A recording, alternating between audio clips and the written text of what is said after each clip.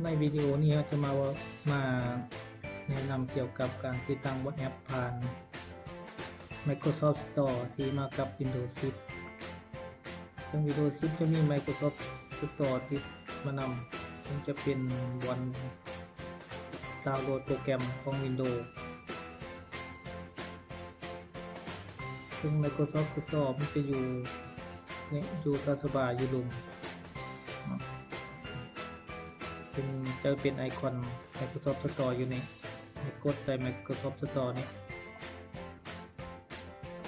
แต่เครื่องของท่านต้องต่ออินเทอร์เน็ตก่อนจะดาวน์โหลดได้จะเป็นรายการโปรแกรมเกมยังมีอย่างนี้ว่าที่ Microsoft มีให้ตัวนี้มันฟรีสำหรับที่ตั้งบนแอปก็ให้กดเซิร์ชกดใส่คำว่าเซิร์ชแล้วก็เลื่อนใส่ว่า WhatsApp มันจะมี WhatsApp ขึ้นมาให้เราเลือกนี่เราเป็นไอคอน WhatsApp กดใส่ WhatsApp เลยรอทานในหนึ่งขึ้นมาแล้วหลังจากการเห็น WhatsApp มีคนเอา WhatsApp เรียบร้อยแล้วก็คือว่าให้กดเกตเพื่อว่าสิติดตั้ง WhatsApp กดใส่เกต Windows จะติดตั้งบนแอปใส่ดาวน์โหลดก่อนเนาะ Windows จะดาวน์โหลดบนแอปมาแต่จังก็ติดตั้งลงในเครื่องเราอยู่สำหรับดาวน์โหลดจะไวหรือช้ามันขึ้นกับความไวอินเทอร์เน็ตที่เราใช้อยู่ถ้าอินเทอร์เน็ตไวก็ถือว่าได้ไวติดตั้งได้ไวรอถ่ายอีกหน่อยหนึ่งให้ Windows ดาวน์โหลดบนแอปมาให้เราก่อน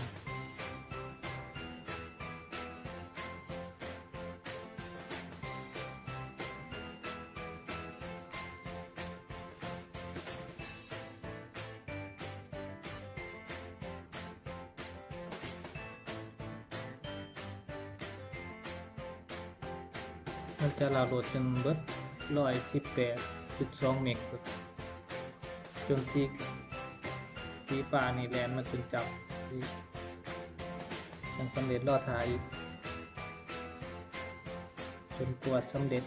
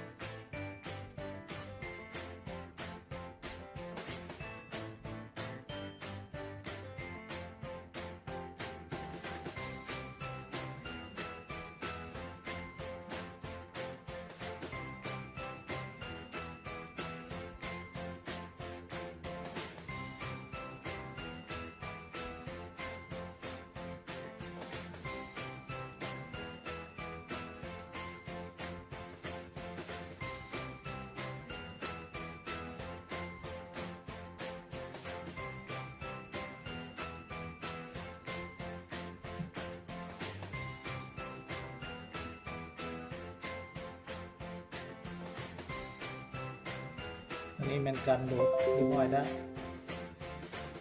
โหลดเรียบร้อยแต่ให้กดรันกดสปินรัน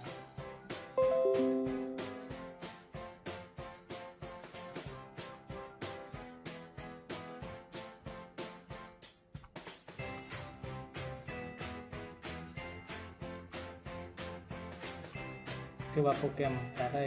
ติดตั้งไปเรียบร้อยแล้วไปอยู่ในเครื่องเราเรียบร้อยแล้วติดตั้งเรียบร้อยแล้วก็เอาไอคอนขึ้นมาสู้ไอคอนที่ว่าเขาจะไปก้มอยู่วัดแอปก็ได้เอาวัดแอปมาสู่ก่อนนี่วัดแอปจะเห็นวัดแอปที่ท็อปกดตัวใจเลือกหมอ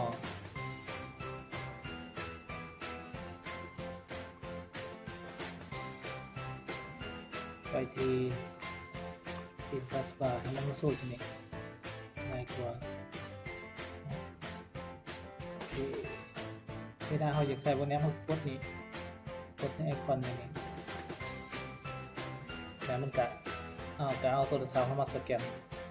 มันก็จะยังไงมันก็จะล็อกอินโทรศัพท์กับคอมติดต่อกันฉะนั้นการติดตั้งวัดแอปผ่าน Microsoft Store คือว่าเปิดมีขั้นตอนอันนี้หรืออาจจะตั้งโปรแกรมอื่นสามารถติดตั้งได้ขอบใจ